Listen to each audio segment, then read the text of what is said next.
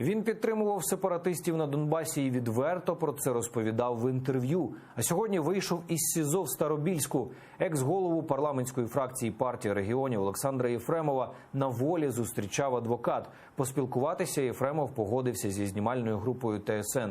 У своєму першому інтерв'ю розказав, що за 3 роки у СІЗО дещо випав з політичного процесу, тому поки не вирішив, чи повернеться у політику. Я никогда не ставил задачи, что я должен выйти отсюда через какой-то оппозиционный блок или еще через что-то. Після короткого інтерв'ю Єфремов поїхав до Києва. Тут він перебуватиме під домашнім арештом. Запобіжний захід йому змінив апеляційний суд Києва. Нагадаю, екс-регіонала затримали в липні 2016-го. Судять одразу за кількома статтями: посягання на територіальну цілісність, держзрада, захоплення Луганської облдержадміністрації і фінансування терористів. Сам Єфремов визнавав, що підтримує сепаратистів на Донбасі. І ось уривок цього скандального інтерв'ю. Я финансирую сепаратистов и так далее и тому подобное. Я об этом говорю. Я говорю открыто.